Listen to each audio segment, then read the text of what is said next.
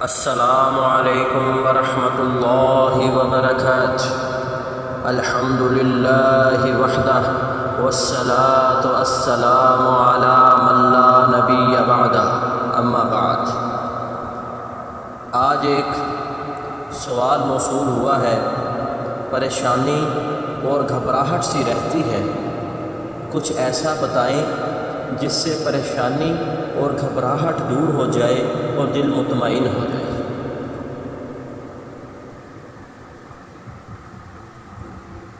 سب سے پہلی بات تو یہ سمجھ لیں کہ پریشانی اور گھبراہٹ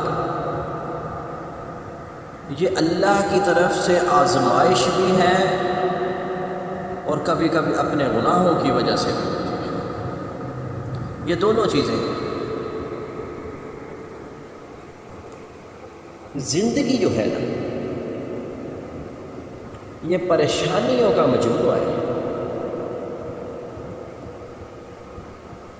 کسی کی زندگی جتنی مرضی آسان ہو، اس میں فکریں ضرور ہوتی ہیں، چاہے کوئی بادشاہ ہو اس کو اس لیول کی ہوتی ہیں، چاہے کوئی رعایا کا غریب فرد ہو اس کو اس لحاظ سے ہوتی ضرور ہے۔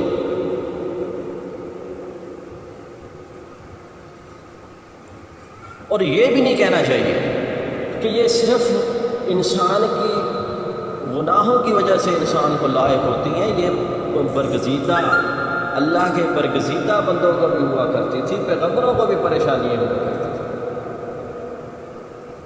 پیغمبروں کو بھی اللہ نے مصائب سے دوچار کیا۔ یہ چیز سمجھ لیں کہ یہ پریشانیاں اللہ کی طرف سے برگزیدہ بندوں کو تحفہ ہوتی ہیں، اس کا اجر جنت ہے، کیونکہ جنت کو مصائب اور پریشانیوں اور تکلیفوں کے پیچھے چھپایا گیا ہے۔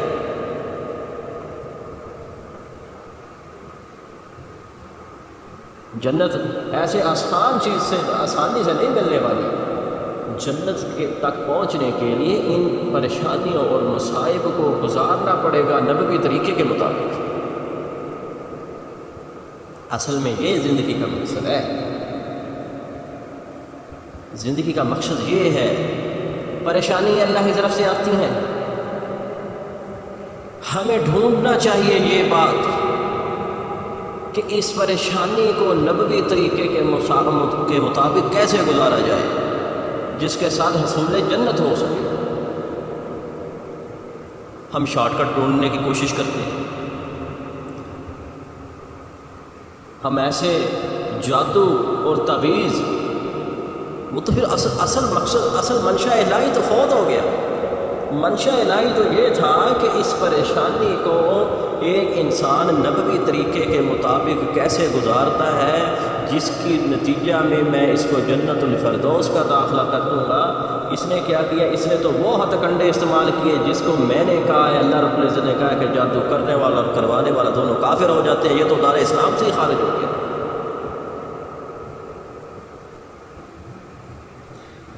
اللہ نے پریشانی تو دے دی، آزمائش تو آ گئی، مقصد یہ تھا اس آزمائش کا، اس پریشانی کا، کہ اس کو اللہ کے بتائے ہوئے طریقے کے مطابق ان پریشانیوں سے گزرے تاکہ جنت الفردوس میں داخل ہو جائے۔ لیکن ہم نے تو وہ رضائی الٹی کر دی، ہم نے تو ایسی چیزوں کے پیچھے پڑ گئے، ہم تو ایسی چیزوں کے پیچھے پڑ گئے جن کا نہ اسلام کے ساتھ واسطہ ہے، نہ اللہ کے قرآن اور حدیث کے ساتھ کوئی واسطہ ہے، وہ تو شرک ہے، وہ تو کفر ہے۔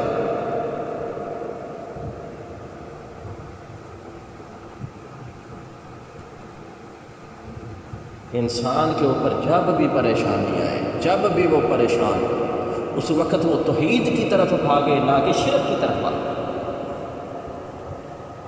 اللہ ایک کی طرف آئے، اپنی آنکھ کو اللہ پر رکھے، جس نے وہ جادوگروں کو بھی پیدا کیا ہے، جس نے ان کو جادو بھی سکھایا ہے، اس اللہ کی طرف آئے، نہ کہ بندوں پر اپنی نظریں ٹکا لے۔ بندے تو خود اس کے محتاج ہیں۔ دعا، التجا، نظریں اس پر رکھیں جس میں یہ طاقت ہو کہ آپ اس مسئلے کو حل کر سکیں اور پھر جتلائے بھی نہ. دونوں باتیں. ایک وہ چیز ہے جو پریشانی کے اندر آپ کو ایک بندہ سہارا دیتا ہے، کچھ وقت گزرنے کے بعد وہ اس احسان کو جتلا بھی دیتا ہے. کیا اللہ رب العزت نے آپ کو کوئی چیز جتلائی کبھی؟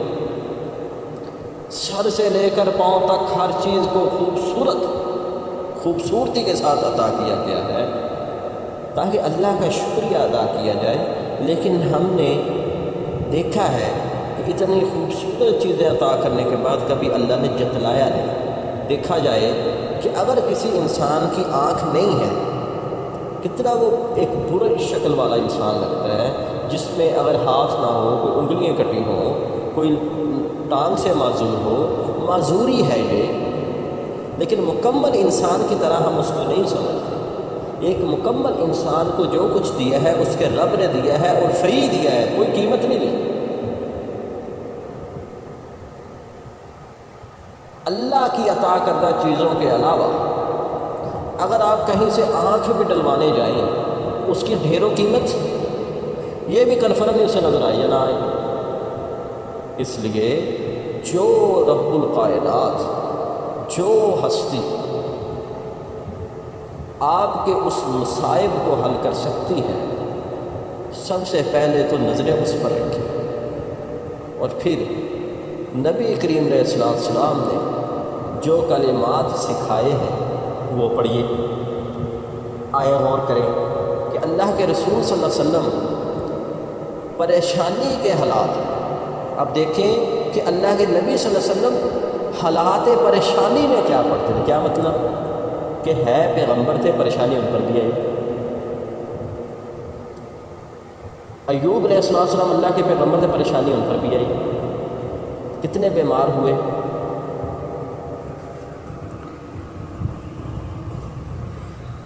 نبی کریم علیہ السلام نے کیا فرمایا ہے؟ کیا پڑھیں؟ لا الہ الا اللہ العظیم الحلیم، لا الہ الا اللہ رب السماوات والارض ورب العرش العظیم. کیا ترجمہ بنتا ہے اس کا؟ اللہ کے سوا کوئی معبود نہیں جو بہت عظمت والا ہے اور بردبار ہے. اللہ کے سوا کوئی معبود نہیں جو آسمانوں اور زمین کا رب اور بڑے بھاری عرش کا رب ہے. اب یہ وہ کلمات ہیں جس کو رسول اللہ صلی اللہ علیہ وسلم نے پڑھا. کیا اس میں کوئی پریشانی کا لفظ آیا؟ اے اللہ میری پریشانی کو رفع کر دے، کوئی لفظ آیا؟ یہ کلمات اللہ کے رسول اس وقت پڑھتے تھے جب بہت زیادہ پریشان ہوتے.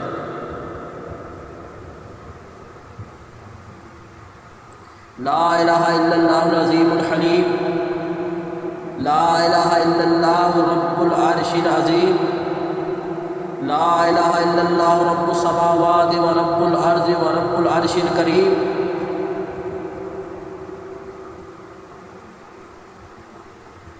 اس میں خالص توحید ہے. انسان اس پریشانی میں ایسے کلمات کہتا ہے جس سے یہ اللہ کو باور کروانا مقصود ہے کہ تیرے سوا تو میں کسی کا نام ہی نہیں لے رہا، اے اللہ میری پریشانی کو حل کر. اس کا پس منظر یہ ہے.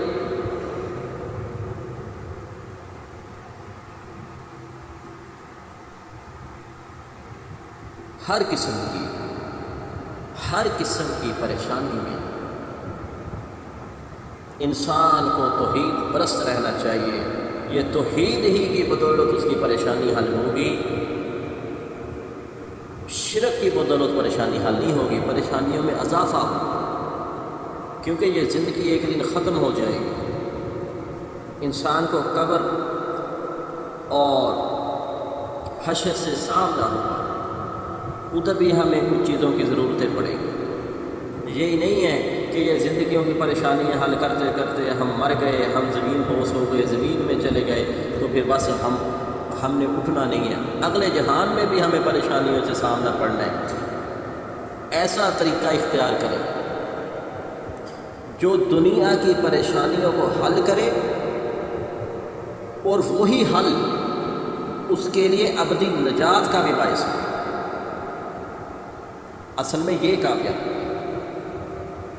طریقہ پریشانیوں کا ضرور تلاش کریں، لیکن وہ جو طریقہ ہوگا وہ آپ کے اخروی نجات کا اور خسارے کا باعث ہوگا۔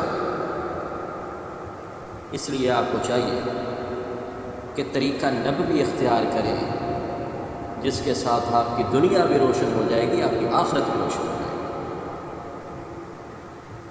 وآخر دعوانا ان الحمد للہ رب العالمین۔